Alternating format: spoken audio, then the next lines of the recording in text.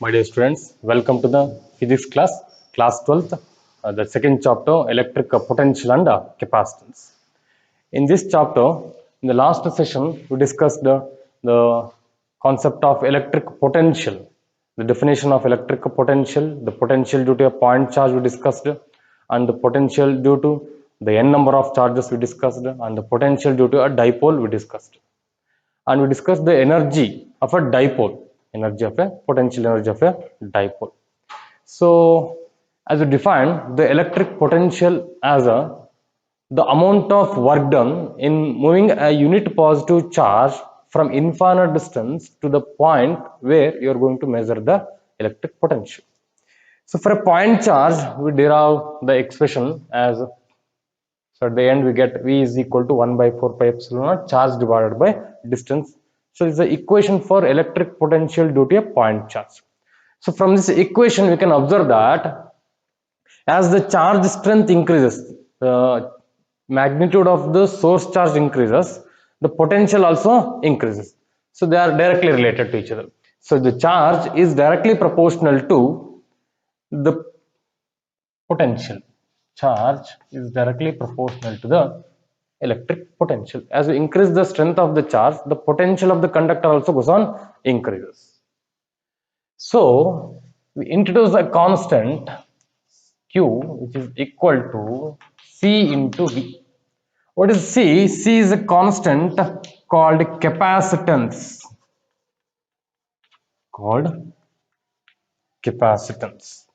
So capacitance of what? Capacitance of the conductor. So ನಾವು ಒಂದು material ತಗೊಂತಾ ಇದೀನಿ, ನನ್ನ ಹತ್ರ ಒಂದು ಮೆಟೀರಿಯಲ್ ಇದೆ, ಈಗ ಒಂದು ಆಬ್ಜೆಕ್ಟ್ ಇದೆ. ಈ ಆಬ್ಜೆಕ್ಟ್ ಗೆ ನಾನು ಚಾರ್ಜ್ ಆಗ್ತಾ ಹೋದಾಗ ಅದರದ್ದು ಪೊಟೆನ್ಷಿಯಲ್ ಕೂಡ ಇನ್ಕ್ರೀಸ್ ಆಗ್ತಾ ಹೋಗ್ತದೆ. So V is what we said, Q is proportional to V. So Q is equal to C into V. C indicates the capacitance. ಇದು ಎಷ್ಟು ಚಾರ್ಜ್ ಅನ್ನು ಸ್ಟೋರ್ ಮಾಡುತ್ತೆ ಅನ್ನೋದನ್ನ ತೋರಿಸ್ತದೆ capacitance. How we can define it? So C is equal to V comes denominator, Q divided by V. So what is that? C is nothing but the charge. C is nothing but the charge stored in a given material or a given conductor per unit potential. So ನಾವು 1 volt ಅಷ್ಟು potential ನಾವು supply ಮಾಡಿದಾಗ, 1 volt potential difference ಅಲ್ಲಿ ನಾವು object ನ place ಮಾಡಿದಾಗ ಆ object ಎಷ್ಟು ಚಾರ್ಜ್ ಅನ್ನು ಸ್ಟೋರ್ ಮಾಡ್ಕೊಳ್ಳುತ್ತೆ, ಅದು ಅದರ ಕೆಪಾಸಿಟನ್ಸ್ ಆಗಿರುತ್ತೆ. ಕ್ಲಿಯರ್? ಎಸ್, ಇಲ್ಲಿ ಒಂದು ಅರ್ಥ ಮಾಡ್ಕೊಬೇಕು ನೀವು, ಕೆಪಾಸಿಟನ್ಸ್ ನ ಇನ್ಕ್ರೀಸ್ ಮಾಡಬೇಕು ನಾವು ಅಂದ್ರೆ. ಸೊ ಇಫ್ ದ ಕೆಪಾಸಿಟನ್ಸ್ ಜಾಸ್ತಿ ಇದೆ ಅಂದ್ರೆ ಅದರದ್ದು ಚಾರ್ಜ್ ಸ್ಟೋರಿಂಗ್ ಕೆಪಾಸಿಟಿ ಜಾಸ್ತಿ ಇದೆ. ಈಗ ಒಂದು ಎರಡು ಆಬ್ಜೆಕ್ಟ್ ತಗೋಣ. ಸೊ ಎರಡು ಆಬ್ಜೆಕ್ಟ್ ತಗೊಂಡು ಎರಡಕ್ಕೂ ಕೂಡ 1 ವೋಲ್ಟ್ ಅಷ್ಟು ಪೊಟೆನ್ಷಿಯಲ್ ನಾನು ಸಪ್ಲೈ ಮಾಡ್ತಾ ಇದ್ದೀನಿ.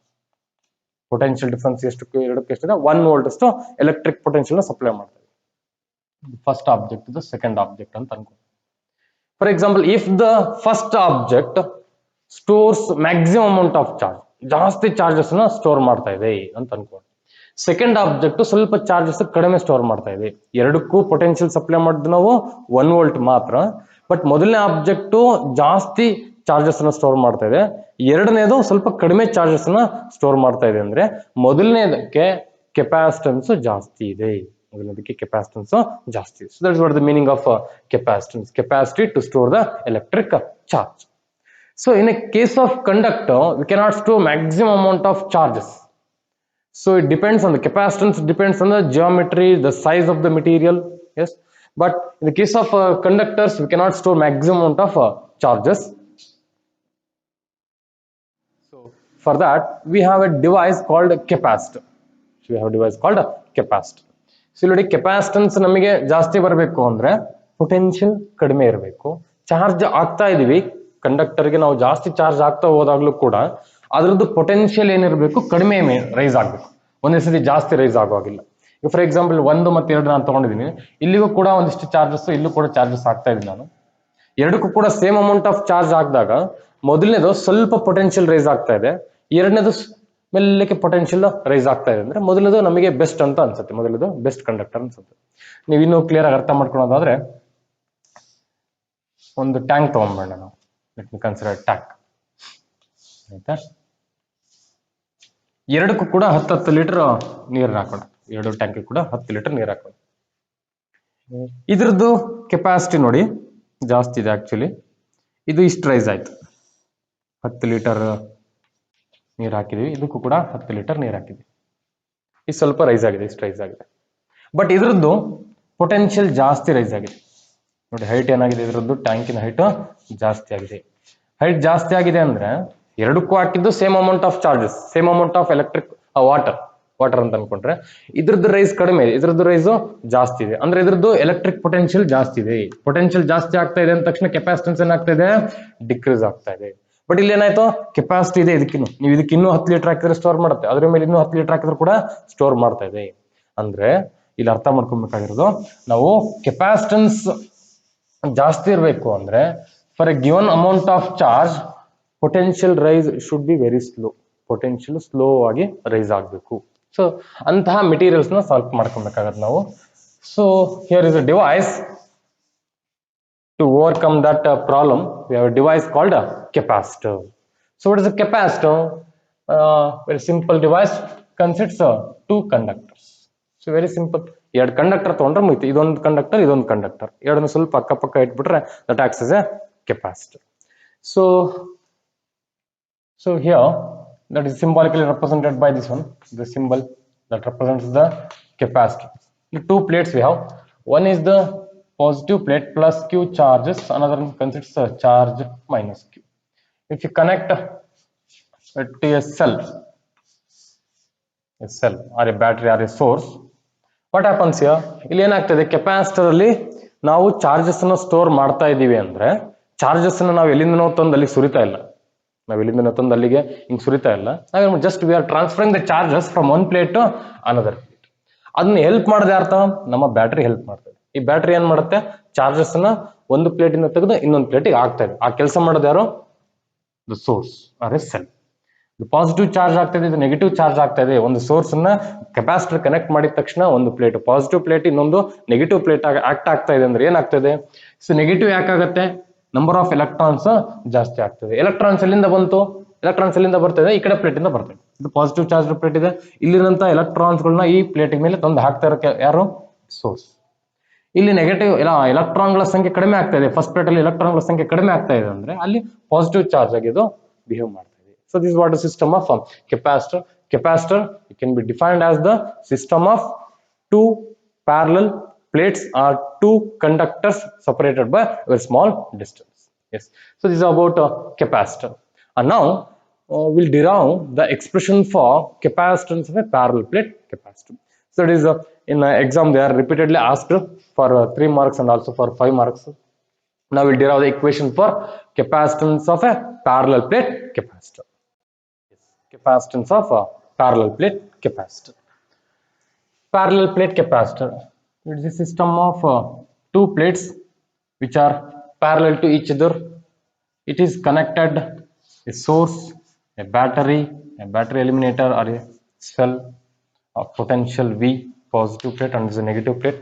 Obviously it becomes positive charged plate and it becomes negative charged plate. So here is the accumulation of positive charges, here is the accumulation of the negative charges. ಇಲ್ಲಿ ಎಷ್ಟು charges positive charges ಇರುತ್ತೆ ಈ plate ಅಲ್ಲಿ, ಇಲ್ಲೂ ಕೂಡ ಅಷ್ಟೇ negative charges store ಆಗುತ್ತೆ. Obviously so there is a gap between the two plates, that is an insulator. Here we consider air medium, air is an insulator or an electric medium. Obviously here is a electric field will be set up. Electric field will set up between the two plates or the region between the two plates. Electric field set up ಆಗ್ತಾ ಇದೆ.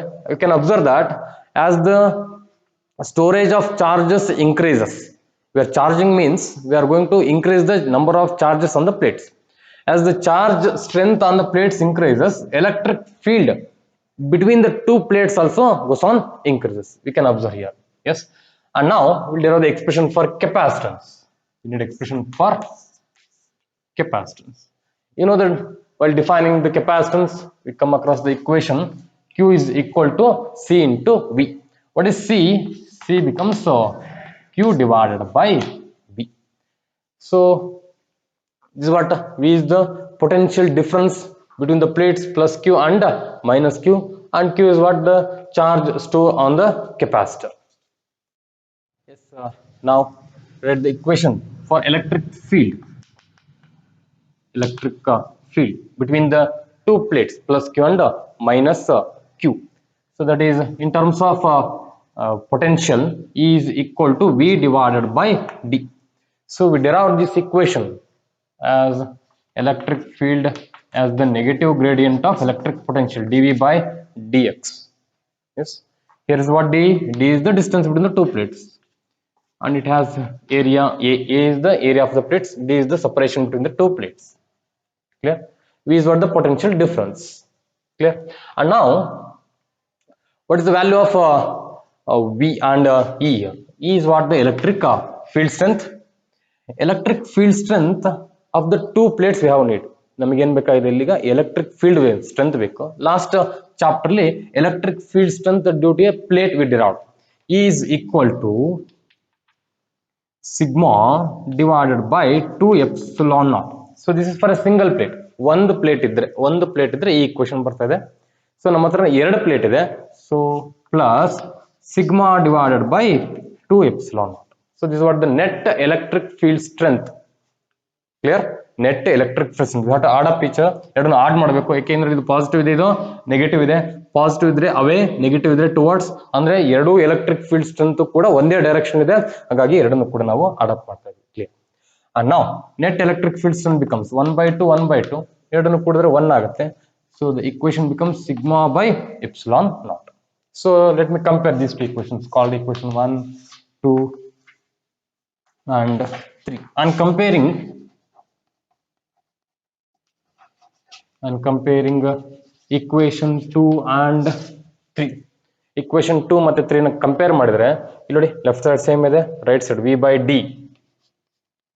is equal to sigma by epsilon naught ಆಗ್ತದೆ. Sigma by epsilon naught. Now what is the value of V? V ಏನಾಗುತ್ತೆ ಗಮನಿಸಿ. V is equal to D ಈ ಕಡೆ side ಬಂತು ಅಂದ್ರೆ sigma into D divided by epsilon naught. So call it equation number 3 when it comes 4 ಅಂತ ಕರ್ಕೋಣ. Clear? S, equation 4 ನ ತಗೊಂಡೋಗ್ಬಿಟ್ಟು ನಾವು equation 1 ಗೆ ಹಾಕೊಂಡ್ಬಿಡೋಣ. ಸಿ ಇಕ್ವೇಶನ್ 1 ನೋಡಿ ಏನಾಗ್ತಾ ಇದೆ. Substitute equation 4 in equation 1. ಈ 4 ತಗೊಂಡೋಗಿ 1 ಗೆ ಹಾಕ್ಬೇಕು.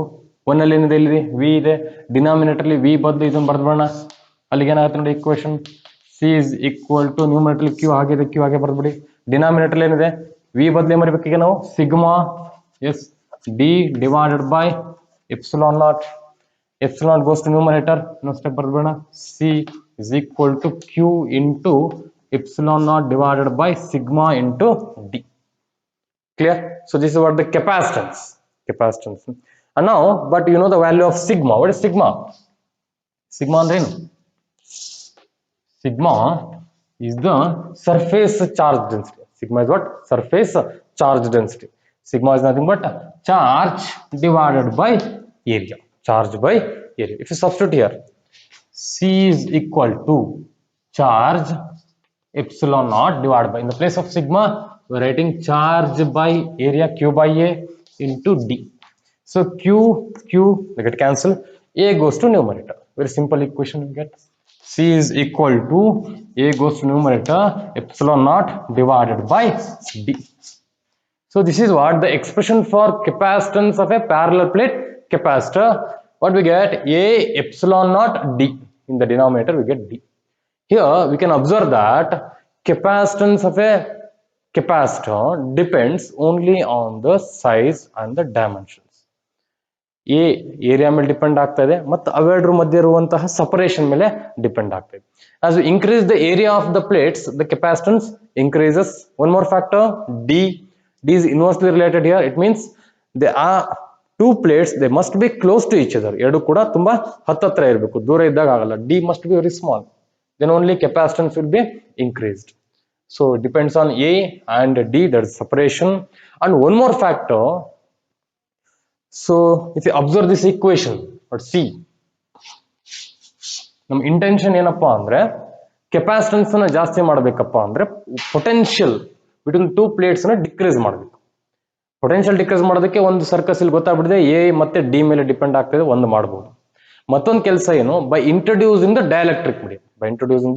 Dielectric medium, between the two plates, ಇವೆರಡರ ಮಧ್ಯ ಡೈಎಲೆಕ್ಟ್ರಿಕ್ ಮೀಡಿಯಂ ನ ಪ್ಲೇಸ್ ಮಾಡೋದ್ರಿಂದ ಕೂಡ ಎಲೆಕ್ಟ್ರಿಕ್ ಫೀಲ್ಡ್ ಸ್ಟ್ರೆಂತ್ ಇನ್ಕ್ರೀಸ್ ಆಗ್ತಾ ಉಂಟು. Obviously the capacitance also goes on increases. ಇಲ್ಲಿ ಏನಾಗ್ತದೆ ನೋಡಿ, C is equal to A into epsilon naught into epsilon r divided by D. So by introducing the dielectric medium, potential decreases. So illodi V is equal to V naught equation 1 by 4 pi epsilon. ನೀವು dielectric medium ತಗೊಂಡ್ರೆ ಏನಾಗುತ್ತೆ, epsilon naught ಜೊತೆ epsilon R ಬಂದ್ಬಿಡುತ್ತೆ. Epsilon R denominator ಇದೆ, potential decrease ಆಗ್ತದೆ. Potential decrease ಆಯ್ತು ಅಂದ್ರೆ ಏನಾಗುತ್ತೆ, ಕೆಪಾಸಿಟನ್ಸ್ ಇನ್ಕ್ರೀಸ್ ಆಗುತ್ತೆ. ಸೊ ಇಲ್ಲಿ ಕೆಪಾಸಿಟನ್ಸ್ ಇನ್ಕ್ರೀಸ್ ಆಗ್ಬೇಕು ಅಂದ್ರೆ ಏನ್ ಮಾಡ್ಬೇಕು, ಡೈಎಲೆಕ್ಟ್ರಿಕ್ ಮೀಡಿಯಂ ನ ಇಂಟ್ರೊಡ್ಯೂಸ್ ಮಾಡ್ಬೇಕು. ಸೊ ಅಂದ್ರೆ on what factors the capacitance of A parallel plate capacitor depends ಅಂತ ಕೇಳಿದ್ರೆ ವಿ ಹ್ಯಾವ್ 3 ಆಪ್ಷನ್ಸ್. ಒಂದು ಏರಿಯಾ ಇನ್ಕ್ರೀಸ್ ಮಾಡೋದು, ಇನ್ನೊಂದು ಡೈಎಲೆಕ್ಟ್ರಿಕ್ ಮೀಡಿಯಂ ನ ಇಂಟ್ರೊಡ್ಯೂಸ್ ಮಾಡೋಣ, ಇನ್ನೊಂದು ಆಪ್ಷನ್ ಇದೆ ನಮಗೆ ಡಿ ನ ಡಿಕ್ರೀಸ್ ಮಾಡಬೇಕು ಅಂದ್ರೆ ಸಪರೇಷನ್ ಬಿಟ್ವೀನ್ ದ 2 ಪ್ಲೇಟ್ಸ್ ನ ಡಿಕ್ರೀಸ್ ಮಾಡೋಣ. So these are the 3 options we have to increase the capacitance of a parallel plate capacitor. In the case of capacitors, we are storing the charges, means we are storing the energy. We are storing the energy. Charges ನಾವು store ಮಾಡ್ತೀವಿ. ಈಗ ನಾವು for example ಒಂದು ನೀರಿನ tank ಅಲ್ಲಿ ನೀರು fill ಮಾಡ್ತಾ ಇದೀವಿ ಅಂದ್ರೆ, ಮೇಲಿನ ಟ್ಯಾಂಕ್ ಅಲ್ಲಿ ನೀರು ಫಿಲ್ ಮಾಡ್ತಾ ಇದೀವಿ ಅಂದ್ರೆ ಅಲ್ಲಿ ಎನರ್ಜಿ ಸ್ಟೋರ್ ಆಗ್ತದೆ, ಪೊಟೆನ್ಶಿಯಲ್ ಎನರ್ಜಿ ಸ್ಟೋರ್ ಆಗ್ತಾ ಇದೆ. ಇಲ್ಲಿ ನಾವು ಚಾರ್ಜ್ ನ ಸ್ಟೋರ್ ಮಾಡ್ತಾ ಇದೀವಿ ಅಂದ್ರೆ we are going to increasing the electric energy, electrostatic energy, or we can say potential energy, electrostatic potential energy we are storing in the case of in the capacitors. So ನಾವು ಏನ್ ಮಾಡ್ತಾ ಇದ್ವಿ, charge ಮಾಡ್ತಾ ಇದ್ವಿ. ಒಂದು cell ಒಂದು capacitor ತಗೊಂಡ ಅದನ್ನೊಂದು ಸೆಲ್ ಅಥವಾ ಸೋರ್ಸ್ ಕನೆಕ್ಟ್ ಮಾಡ್ಕೊಂಡ್ ಬರೋಣ. ಕನೆಕ್ಟ್ ಮಾಡಿದಾಗ ಆಬ್ವಿಯಸ್ಲಿ ಕೆಪಾಸಿಟರ್ ಏನಾಗುತ್ತೆ, ಚಾರ್ಜ್ ಆಗಿ ಸ್ಟಾರ್ಟ್ ಆಗ್ಬಿಡುತ್ತೆ. ಚಾರ್ಜ್ ಆಗ್ತಾ ಅಂದ್ರೆ ಏನು, ಒಂದು ಪ್ಲೇಟ್ ಮೇಲೆ ಪಾಸಿಟಿವ್ ಚಾರ್ಜಸ್ ಲೊಕೇಟ್ ಆಗ್ತಾ ಇದೆ, ಮತ್ತೊಂದರಲ್ಲಿ ನೆಗೆಟಿವ್ ಚಾರ್ಜಸ್ ಅಕ್ಯುಮುಲೇಟ್ ಆಗ್ತಾ ಹೋಗ್ತದೆ. ಚಾರ್ಜಸ್ ಅಕ್ಯುಮುಲೇಟ್ ಆದಾಗೆ ಅದರಲ್ಲಿ ಇರುವಂತ electric field strength, electric field strength between the 2 plates goes on increases. Electric field strength increase ಆಗ್ತಾ ಇದೆ ಅಂದ್ರೆ the energy of a capacitor is increasing. We are storing the energy in form of electric field strength. My intention is here to increase the electric field strength between the 2 plates. So by increasing the number of charges, we can increase the electric field strength. How to increase the charges? By connecting a source. We are going to charging a body here. Now we'll derive the expression for energy. Derive the expression for energy. Here's the equation we know. Q is equal to C into. ಇದೊಂದು equation ನೀವು ನೆನಪಿದ್ರೆ so ನಿಮಗೆ almost ಎಲ್ಲ derivations ಅನ್ನು carry ಮಾಡೋದಕ್ಕೆ easy ಆಗ್ತಾ ಹೋಗುತ್ತೆ. So Q is equal to C into V. So let me consider some intermediate position. At some point potential is V dash, V becomes Q by C here, Q, and the charge is Q, and the capacitance of the capacitor is C. C is constant. Capacitance of a capacitor is constant. Let me consider some intermediate position. Charge ಆಗ್ತಾ ಇದೆ, charge ಅಲ್ಲಿ ಮಧ್ಯದಲ್ಲಿ ಒಂದು position ತಗೊಂಡು ನಾವು ಆ ಟೈಮಲ್ಲಿ potential V dash ಇದೆ, ಚಾರ್ಜಸ್ ಎಷ್ಟಿದೆ Q ಅಷ್ಟು ಚಾರ್ಜಸ್ ಅದರ ಮೇಲೆ ಲೊಕೇಟ್ ಆಗಿದೆ. Clear? And now let me store a small amount of charge. So ನಮ್ಮ ಕೆಲಸ ಏನಪ್ಪಾ ಅಂದ್ರೆ total amount of energy we need. ಕೆಲಸ ಎಷ್ಟಾಗಿದೆ ಅಂತ ನಾವು ಕಂಡುಹಿಡಿಯಬೇಕಾಗಿದೆ. ಈಗ ನಾವು ಫಸ್ಟ್ ಫ್ಲೋರ್ ಮೇಲೆ ನೀರಿನ ಟ್ಯಾಂಕ್ ಫಿಲ್ ಮಾಡ್ತಾ ಇದೀವಿ. ಆ ನೀರನ್ನ ಕೆಳಗಡೆ ಗ್ರೌಂಡ್ ಇಂದ ಮೇಲ್ ತಗೊಂಡೋಗಿ ಇಡೋದಕ್ಕೆ, ಮೇಲ್ ಫಿಲ್ ಮಾಡೋದಕ್ಕೆ ಎಷ್ಟು ಕೆಲಸ ಆಗಿದೆ ಆ ಕೆಲಸ ಪೊಟೆನ್ಶಿಯಲ್ ಎನರ್ಜಿ ಆಗಿ ಸ್ಟೋರ್ ಆಗಿರುತ್ತೆ. ಕ್ಲಿಯರ್ ಅಲ್ವಾ? ಅಂದ್ರೆ ನಾವೇನ್ ಕೆಲಸ ಮಾಡ್ತಾ ಇದೀವಿ ಅದೆಲ್ಲ ಪೊಟೆನ್ಶಿಯಲ್ ಎನರ್ಜಿ ಆಗಿ ಸ್ಟೋರ್ ಆಗ್ತಾ ಹೋಗುತ್ತೆ. ಇಲ್ಲೂ ಕೂಡ ಕೆಪಾಸಿಟರ್ ನ ನಾವು ಚಾರ್ಜ್ ಮಾಡ್ತಾ ಇದೀವಿ ಅಂದ್ರೆ ಚಾರ್ಜ್ ಮಾಡೋದಕ್ಕೆ ಆಗುವಂತಹ ಎಷ್ಟು ಕೆಲಸ ಇದೆ ಆ ಕೆಲಸ ಪೂರ್ತಿ ಕೆಪಾಸಿಟರ್ ನಲ್ಲಿ ಪೊಟೆನ್ಶಿಯಲ್ ಎನರ್ಜಿ ಆಗಿ ಸ್ಟೋರ್ ಆಗ್ತಾ ಹೋಗ್ತದೆ. ಪೊಟೆನ್ಶಿಯಲ್ ಎನರ್ಜಿ ಆಗಿ ಸ್ಟೋರ್ ಆಗ್ತದೆ. ಈಗ ಏನ್ ಕಂಡುಹಿಡಿಯಬೇಕು, ನಾವು ಕೆಲಸ ಕಂಡುಹಿಡಿಯಬೇಕು. ಏನ್ ಕೆಲಸ? ನಾವು ಕೆಪಾಸಿಟರ್ ಅಲ್ಲಿ ಚಾರ್ಜಸ್ ನ ಸ್ಟೋರ್ ಮಾಡೋದಕ್ಕೆ ಎಷ್ಟು ಕೆಲಸ ಮಾಡ್ತಾ ಇದೀವಿ, ಯಾರು ಕೆಲಸ ಮಾಡ್ತಾ ಇರೋದಿಲ್ಲಿ, ಕೆಲಸ ಮಾಡ್ತಾ ಇದ್ವಿ. So it is transferring the charges, transfer ಮಾಡ್ತಾ ಇದ್ವಿ, ಚಾರ್ಜಸ್ ಅನ್ನ ಟ್ರಾನ್ಸ್ಫರ್ ಮಾಡ್ತಾ ಇದ್ವಿ. ನಾವೇನ್ ಕನ್ಸಿಡರ್ ಮಾಡೋಣ, let me consider small amount of work done to store DQ amount of charges. Very small amount, DQ amount of charges capacitor ಅಲ್ಲಿ store ಮಾಡೋದಕ್ಕೆ ಎಷ್ಟು ಕೆಲಸ ಆಗತ್ತೆ ಅನ್ನೋದನ್ನ ನೋಟ್ ಮಾಡೋಣ. So that is denoted by DW. Work done is nothing but here potential into charge. Charge ಏನಿದೆ DQ ಇದೆ, potential ಆಗಿ ಎಷ್ಟಿದೆ V dash ಇದೆ. ಪೊಟೆನ್ಶಿಯಲ್ ಎಷ್ಟಿತ್ತು V dash ಇದೆ. Potential remains the constant. ಎಷ್ಟು ನಾವು ಚಾರ್ಜ್ ಹಾಕ್ಬೇಕಪ್ಪ ಅಂದ್ರೆ ಪೊಟೆನ್ಶಿಯಲ್ ಜಾಸ್ತಿ ವೇರಿಯೇಷನ್ ಆಗಬಾರ್ದು, ಅಷ್ಟು ಚಾರ್ಜಸ್ ನಾವು ಅಲ್ಲಿ ಹಾಕ್ತೀವಿ. Very small amount of charge we store. So ನಾವು to get the total amount of work done, So what we need here? Total amount of work done. First estitu we have limits here. Initially we have charge 0, q is equal to 0, and now we have charges ಎಷ್ಟನ್ನು store ಮಾಡಬೇಕು? Total capital letter q ಅಷ್ಟು charges ನಾವು store ಮಾಡಬೇಕು. So to get the total amount of work done, so now we are going to integrate this one, dw. ಏನು ಮಾಡೋಣ ನಾವು ಅದನ್ನ integrate ಮಾಡೋಣ. dw within a limit of 0 to q, within a limit of 0 to q. And what is dw? dw ಅಂದ್ರೆ dq into v. 0 to q, dw ಅಂದ್ರೆ ಏನಾಗುತ್ತೆ? dq into v. What is v? v ಇಲ್ಲಿದೆಯಲ್ಲ, v dash, or v dash is equal to q divided by c. Amount of work done is equal to 0 to q. In the place of v dash, let me write q divided by c into dq. Andre we are going to integrate the q by c with respect to dq. So c is a constant, take it outside. c ನ constant ಹೊರಗೆ ಬರೆದ್ಬಿಡೋಣ.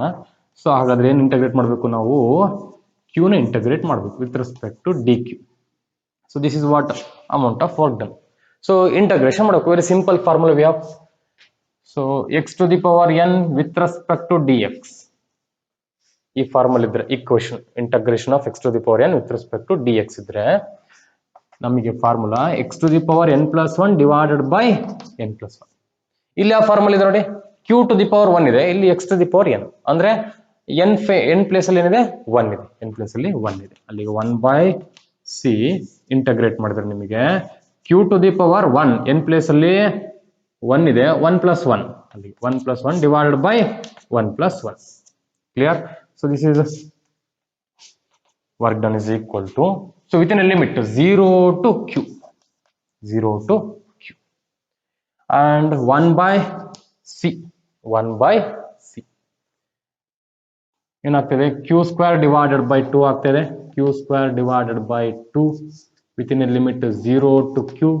So first procedure ಗೊತ್ತಿದೆ ನಿಮಗೆ, ಆಗಲಿ integration ಮಾಡಿದ್ರ q place ಅಲ್ಲಿ, small q place ಅಲ್ಲಿ upper limit ಏನಿದೆ? Capital letter q ಬರೋಣ, ಮೈನಸ್ ಹಾಕ್ಬಿಟ್ಟು again q, small q place ಅಲ್ಲಿ ಲೋವರ್ ಲಿಮಿಟ್ ಬರಬೇಡ. Very simple. So work done is equal to 1 by c, small q place ಅಲ್ಲಿ capital letter q square ಕೆಳಗಡೆ 2 ಹಾಗೆ ಬರಬೇಡ, ಮೈನಸ್ 0, 0 by 2 ಅಂದ್ರೆ 0 ಆಗ್ಬಿಡುತ್ತೆ. ಸೊ ಈ ಟರ್ಮ್ ಹೋಯ್ತು, ನಮಗೆ ಅದ್ರ ಅವಶ್ಯಕತೆ ಬರ್ದಿಲ್ಲ, 0 ಆಗ್ಬಿಡುತ್ತೆ.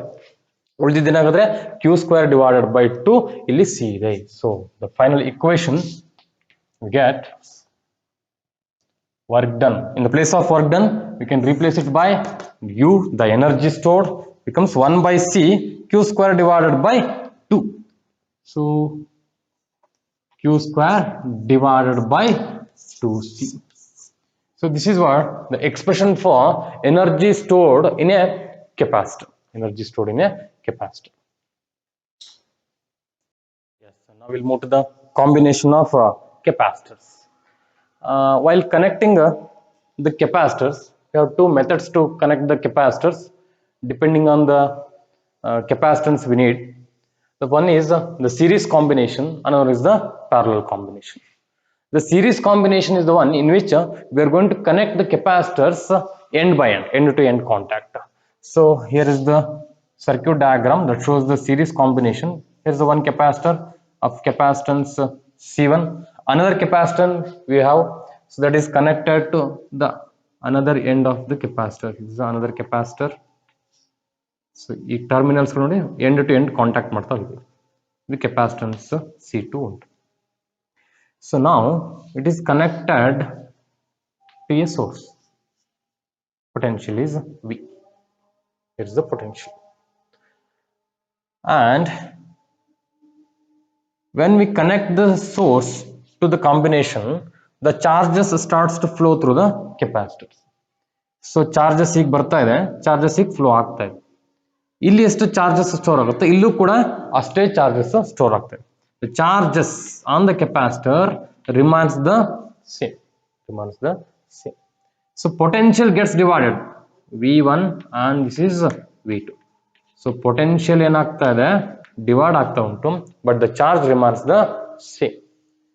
So now here we are going to derive the expression for equivalent capacitance when two capacitors are connected in parallel, sorry, in series. ಎರಡು ಕೆಪಾಸಿಟರ್ ಇದೆ, ಅದನ್ನ ನಾವು ಸೀರೀಸ್ ಅಲ್ಲಿ ಕನೆಕ್ಟ್ ಮಾಡಿದ್ವಿ. ಅದ್ರದ್ದು ಎಫೆಕ್ಟಿವ್ ವ್ಯಾಲ್ಯೂ ಅಥವಾ ಇಕ್ವಲೆಂಟ್ ವ್ಯಾಲ್ಯೂ ಏನ್ ಬರುತ್ತೆ ಅನ್ನೋದನ್ನ ನಾವು ಡಿರೈವ್ ಮಾಡ್ತಾ ಇದೀವಿ. So this equivalent to, let me consider an equivalent circuit ಅಂದ್ರೆ ಈ ಎರಡೂ ಕೆಪಾಸಿಟರ್ ಬಳಸಬಹುದು. ಅದು ಎರಡರ ಬದಲು ನಾವು ಒಂದೇ ಕೆಪಾಸಿಟರ್ ಬಳಸ್ತೀನಿ ಅಂದ್ರೆ ಅದರದ್ದು ವ್ಯಾಲ್ಯೂ ಎಷ್ಟಿರುತ್ತೆ ಅದನ್ನ ನಾವು CS ಅಂತ ಅನ್ಕೊಂಡು ಅದನ್ನು ಕೂಡ ನಾವು ಒಂದು ಸೆಲ್ಗೆ ಕನೆಕ್ಟ್ ಮಾಡಿದ್ವಿ. Potential is V, charge is Q, ಇಲ್ಲಿ ಪ್ಲಸ್ Q, ಇಲ್ಲಿ ಮೈನಸ್ Q, ಚಾರ್ಜಸ್ ಸ್ಟೋರ್ ಆಗಿರುತ್ತೆ. Now what is the expression we need? So ಇದಕ್ಕೂ ಕೂಡ ನಿಮಗೆ ಗೊತ್ತಿರಬೇಕಾಗಿರೋ ಒಂದು equation this one, Q is equal to C into V. So ಈ equation ನೆನಪಿರ್ಬೇಕು ನಿಮಗೆ, Q is equal to C into V. And here ಸ್ವಲ್ಪ diagram observe ಮಾಡಿದ್ರೆ ಗೊತ್ತಾಗ್ಬಿಡುತ್ತೆ ನಿಮಗೆ. The net potential V is divided into V1 and V2 and the charge remains the same. This is the main characteristics of the series combination. Series combination ಅಲ್ಲಿ potential divide ಆಗುತ್ತೆ. ಯಾವಾಗಲೂ series combination circuit ಗಳನ್ನ potential divider circuit ಅಂತ ಕರೀತೇವೆ. Potential divide ಆಗ್ತಾ ಇದೆ but the charge remains the same. So observe ಮಾಡಿದ್ರೆ ನಿಮಗೆ total potential V is divided into V1 plus V2, V1 plus V2. So ಈಗ V1 ಮತ್ತೆ V2 ಗೆ equation ಬೇಕು ನಮಗೆ. By this equation we can write V ಬೇಕಲ್ವಾ, V ಬೇಕಂದ್ರೆ Q divided by C ಆಗ್ತಾ ಇದೆ. Q ಅಲ್ಲಿಗೆ V1 ಬೇಕು, Q divided by C. Charge remains the same but the capacitance ನೋಡಿ C1. ಅದೇ ತರ V2 ತಗೊಂಡ್ರೆ Q divided by C2. Substitute ಮಾಡೋಣ, very simple one. V is equal to Q divided by C1, ಇಲ್ಲಿ Q divided by C2. Q common ತೆಗೆದು ಬರ್ಬೋಣ. Q common ತೆಗೆದ್ರೆ ನಿಮಗೆ ಬರೋದು equation 1 by C1 plus 1 by C2. ಕ್ಲಿಯರಾ? So for this diagram ಈ ಸರ್ಕ್ಯೂಟ್ಗೆ ನೀವು ಈ ಈಕ್ವೇಷನ್ ಬರ್ಕೊಂಡಿದ್ದೀರಾ. ಅದೇ ತರ ಈಕ್ವಲೆಂಟ್ ಸರ್ಕ್ಯೂಟ್ ಬರೋಣ. ಅದೇ ತರ ಈಕ್ವಲೆಂಟ್ ಸರ್ಕ್ಯೂಟ್ಗೆ ಏನ್ ಬರುತ್ತೆ ನೋಡಿ equation. So the same equation V is equal to Q by C formal ಇರಬೇಕು. ಪೊಟೆನ್ಷಿಯಲ್ V ಇದೆ, ಚಾರ್ಜ್ Q ಇದೆ, ಕೆಪಾಸಿಟನ್ಸ್ ಏನಿದೆ CS ಇದೆ, ಕೆಪಾಸಿಟನ್ಸ್ CS. ಎಸ್ ಕಂಪೇರ್ ಮಾಡೋಣ, ಎರಡು ಈಕ್ವೇಷನ್ ಕಂಪೇರ್ ಮಾಡಿ. ಬೇಕಾದ್ರೆ ನಾವು ಪ್ಲೇಟ್ ಮಾಡ್ಕೊಳ್ಳಿ, ಇದನ್ನ 1, ಇದನ್ನ 2, ಇದನ್ನ 3 ಅಂತ ನೇಮ್ ಮಾಡ್ಕೊಂಡ್ರೆ 2 ಮತ್ತೆ 3 ನ ಕಂಪೇರ್ ಮಾಡಿ. 2 ಮತ್ತೆ 3 ಕಂಪೇರ್ ಮಾಡಿದ್ರಿ, ಲೆಫ್ಟ್ ಸೈಡ್ V ಹಾಗೆ ಇದೆ, Q ಹಾಗೆ ಇದೆ, ಉಳಿದಿದ್ದೇನಿದೆ 1 by C1 plus 1 by C2, ಇಲ್ಲಿ 1 by CS ಇದೆ.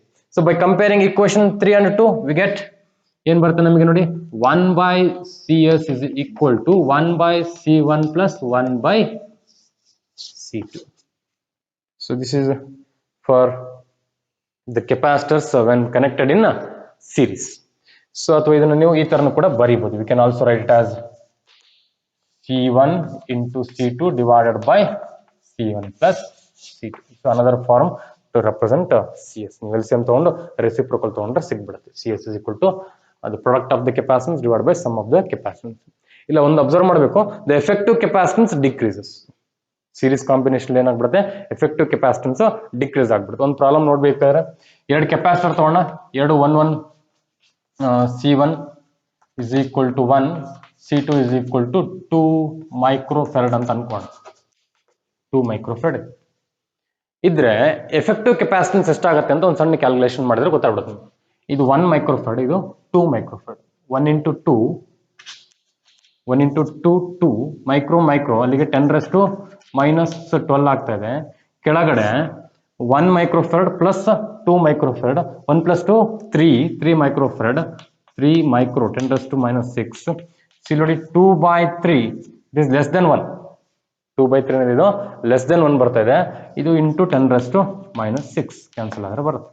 ಅಂದ್ರೆ ಈ ವ್ಯಾಲ್ಯೂ ನಾವು ಸೆಲೆಕ್ಟ್ ಮಾಡಿಕೊಂಡಂತಹ ಕೆಪಾಸಿಟನ್ಸ್ ಅಲ್ಲಿ ಅತಿ ಚಿಕ್ಕದು ಯಾವ್ದಿದೆ ಅದಕ್ಕಿಂತ ಕಡಿಮೆ. ನಾವು ಸೆಲೆಕ್ಟ್ ಮಾಡ್ಕೊಂಡಿದ್ದು ಯಾವ್ದು 1 microfarad, ಅನದರ್ ಇಸ್ 2 microfarad. ಇದು 2 by 3 ನಾವು ಯಾವ್ದು ಲೀಸ್ಟ್ ಸೆಲೆಕ್ಟ್ ಮಾಡ್ಕೊಂಡಿದ್ವಲ್ಲ 1 microfarad ಅದಕ್ಕಿಂತ ಕಡಿಮೆ ಬರುತ್ತೆ. ಅಂದ್ರೆ ಎಫೆಕ್ಟಿವ್ ಕೆಪಾಸಿಟನ್ಸ್ ಏನಾಗ್ತಾ ಇದೆ, ಡಿಕ್ರೀಸ್ ಆಗ್ತಾ ಇದೆ. ಎಫೆಕ್ಟಿವ್ ಕೆಪಾಸಿಟನ್ಸ್ ಡಿಕ್ರೀಸ್ ಅಂದ್ರೆ ನಾವು ಸೀರೀಸ್ ಕಾಂಬಿನೇಷನ್ ಸರ್ಕ್ಯೂಟ್ಸ್ ಗಳನ್ನ ಎಲ್ಲಿ ನಾವು ಕನ್ಸಿಡರ್ ಮಾಡ್ಬೇಕಪ್ಪ ಅಂದ್ರೆ ಎಲ್ಲಿ ನಮಗೆ ಕೆಪಾಸಿಟನ್ಸ್ ಕಡಿಮೆ ಬರಬೇಕು ಅಂತಹ ಕಡೆ ನಾವು ಯಾವ ಸರ್ಕ್ಯೂಟ್ ನ ಪ್ರಿಫರ್ ಮಾಡಬೇಕು, capacitance when they are in series combinations ಗಳನ್ನ ಪ್ರಿಫರ್ ಮಾಡಬೇಕಾಗುತ್ತೆ. ಸೊ ನಾವು next move to the parallel combination. Parallel combination. So another option is here, parallel combination. Parallel combination ಏನಾಗ್ತದೆ, we are going to connect the capacitors in such a way that the charge is divided. Charge divide ಆಗ್ತಾ ಇದೆ, but the potential remains the same. ನಾವು ಇಲ್ಲೇನು charge ಕಳಿಸ್ತಾ ಇದೀವಿ ಅಥವಾ charge ಒಂದು plate ಇಂದ ಇನ್ನೊಂದು ಪ್ಲೇಟಿಗೆ ಟ್ರಾನ್ಸ್ಫರ್ ಮಾಡ್ತಾ ಇದೀವಿ ಯೂಸಿಂಗ್ ದ ಸೋರ್ಸ್. ಆ ಚಾರ್ಜ್ ಏನಾಗ್ತದೆ, ಬೇರೆ ಬೇರೆ ಆಗ್ತದೆ. ಇಲ್ಲಿ Q1 ಅಷ್ಟು ಚಾರ್ಜಸ್ ಸ್ಟೋರ್ ಆಯ್ತು ಅಂದ್ರೆ ಇಲ್ಲಿ Q2 ಅಷ್ಟು ಚಾರ್ಜಸ್ ಸ್ಟೋರ್ ಆಗ್ತಾ ಇದೆ. ಸೊ ಎಫೆಕ್ಟಿವ್ ಕೆಪಾಸಿಟನ್ಸ್ ನ ಸಿಪಿ ಅಂತ ನೋಟ್ ಮಾಡ್ಕೊಂಡಿದ್ದೆ. ಅಂದ್ರೆ ಏನು, ಈ C1 ಮತ್ತೆ C2 ಅಂತ ಎರಡು ಕೆಪಾಸಿಟರ್ಸ್ ಪ್ಯಾರಲಲ್ ಕನೆಕ್ಟ್ ಮಾಡಿದಾಗ ಎಷ್ಟು ಕೆಪಾಸಿಟನ್ಸ್ ಬರುತ್ತೆ ಅದರಲ್ಲಿ ನಾವು ಸಿಪಿ ಅಂತ ನೋಟ್ ಮಾಡ್ಕೊಂಡಿದ್ವಿ. Effective capacitance or equivalent capacitance. Here potential is V. Same procedure. ಈ ಈಕ್ವೇಶನ್ ನೆನಪಿರ್ಬೇಕು ನಿಮಗೆ, Q is equal to C into V. Clear? So ನಿಮಗೆ ಇಲ್ಲಿ ಏನ್ ಗೊತ್ತಾಗ್ತದೆ, ಚಾರ್ಜ್ ಡಿವೈಡ್ ಆಗ್ತದೆ.